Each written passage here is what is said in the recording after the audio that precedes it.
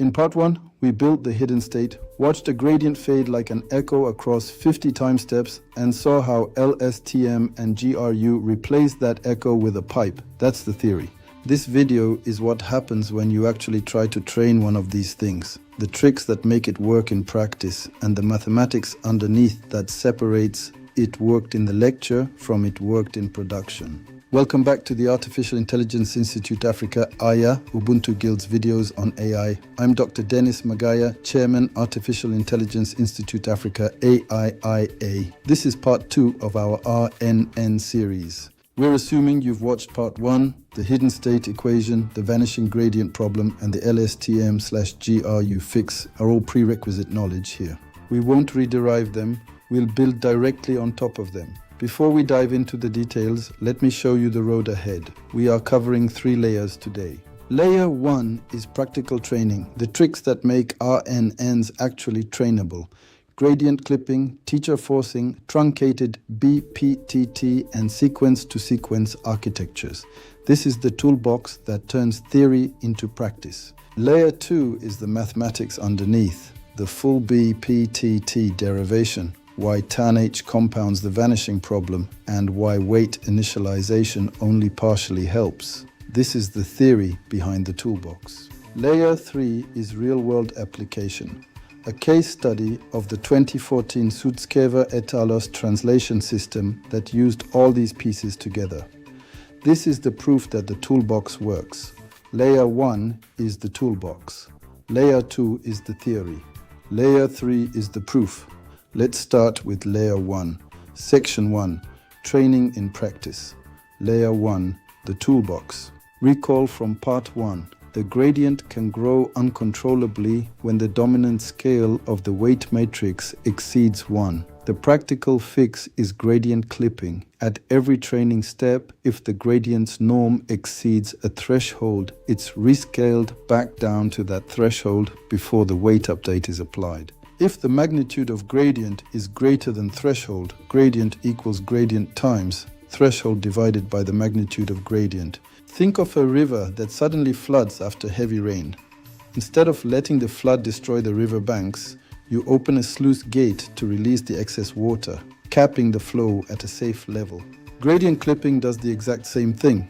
It caps the gradient's magnitude, preventing a single flood of error from destroying days of training progress.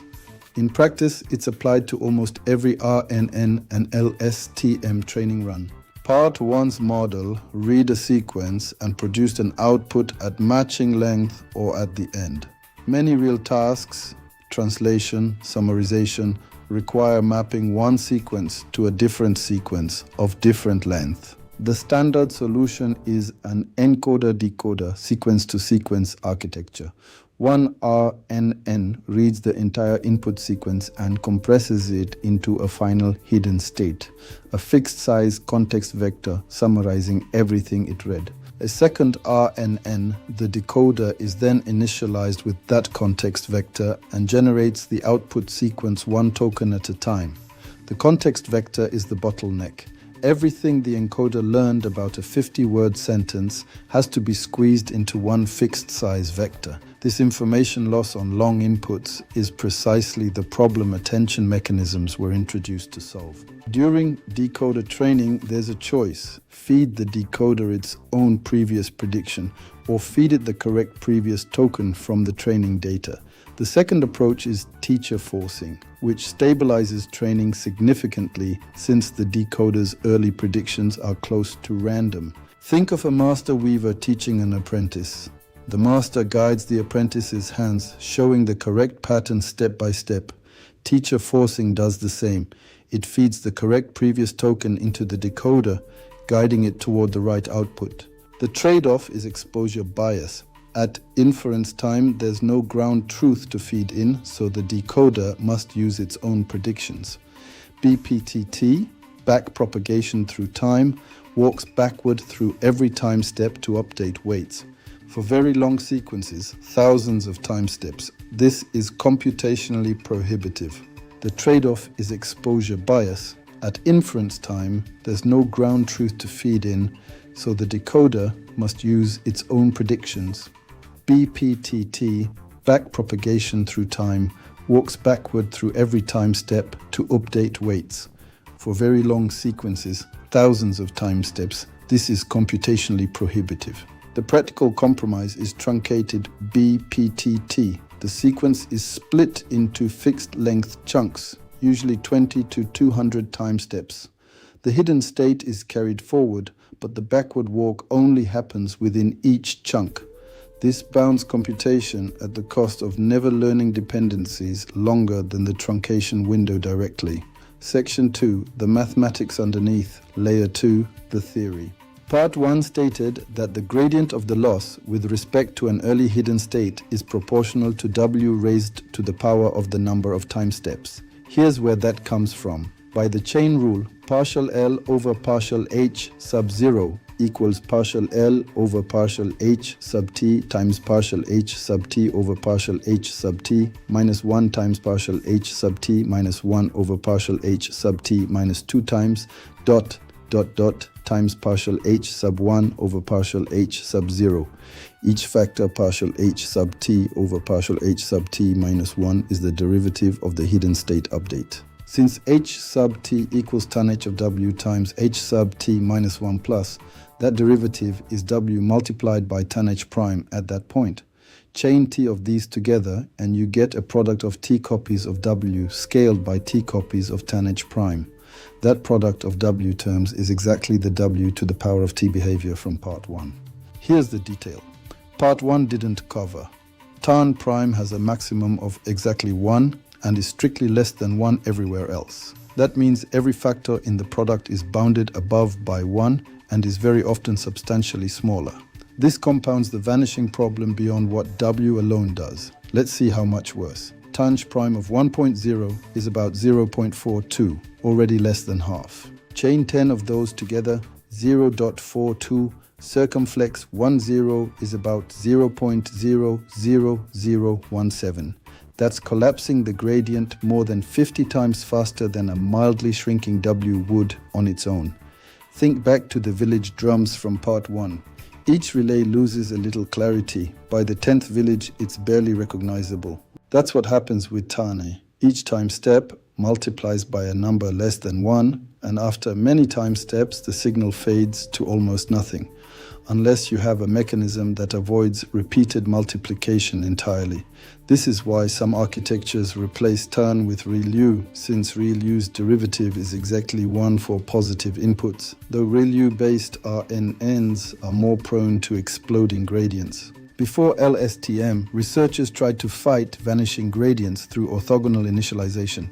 If W has eigenvalues of magnitude exactly 1, repeated multiplication neither shrinks nor grows. This only delays the problem. The tanh prime terms still compound, and training perturbs W away from orthogonality. It's a partial mitigation, not a solution. Background office. Even LSTM's cell state pathway doesn't fully eliminate long-range decay.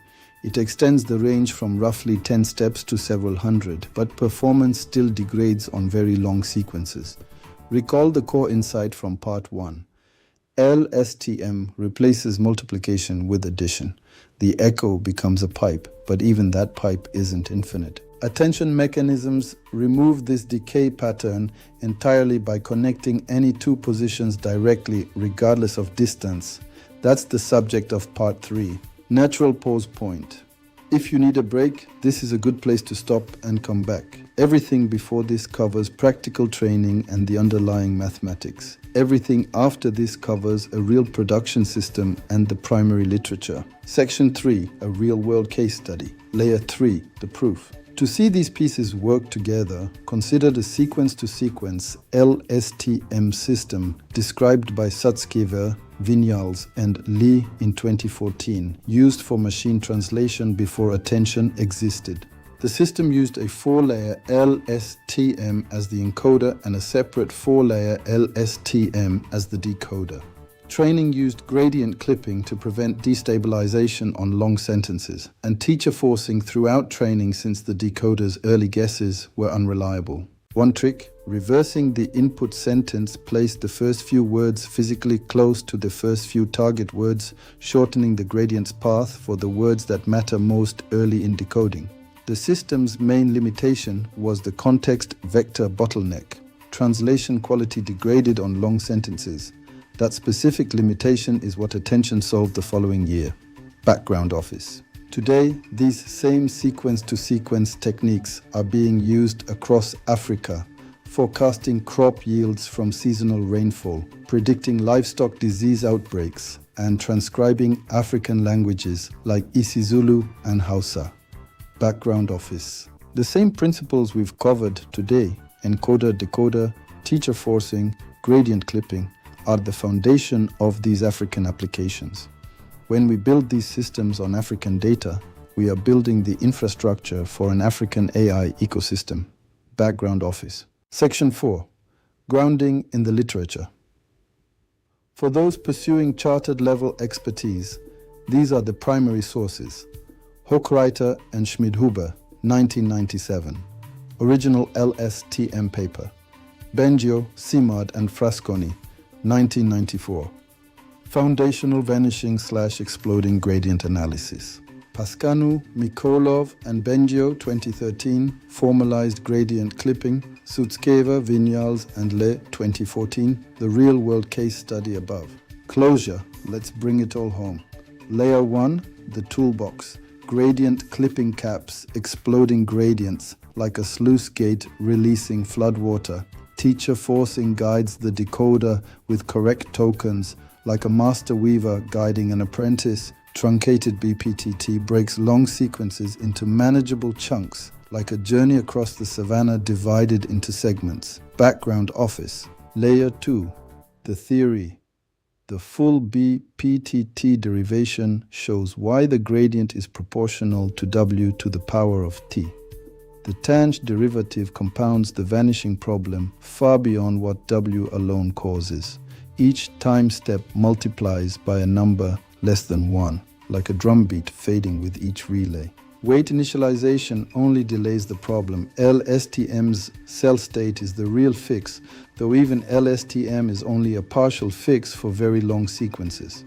Layer 3, the proof. The 2014 Sutskeva et al. Translation system used all these pieces together.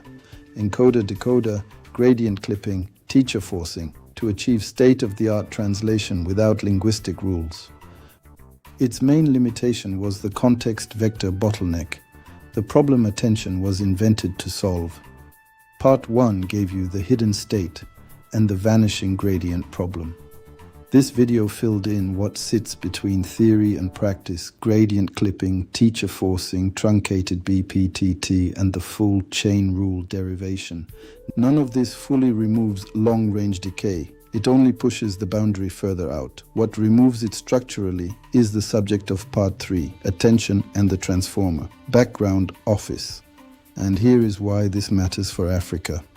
The sequence-to-sequence architectures we've covered today, encoder-decoders, teacher forcing, gradient clipping, are the foundation of many African AI applications, forecasting crop yields, predicting livestock disease outbreaks, and transcribing local languages. When we build these systems on African data for African problems, we are building the infrastructure for an African AI ecosystem. Background Office. That is the work AIIA exists to support. In Part 3, we'll cover the architecture that has largely replaced RNN's the Transformer. Thank you for watching this Artificial Intelligence Institute Africa video, brought to you by Ubuntu Guild. Subscribe to our AIIA YouTube channel and to Cognify.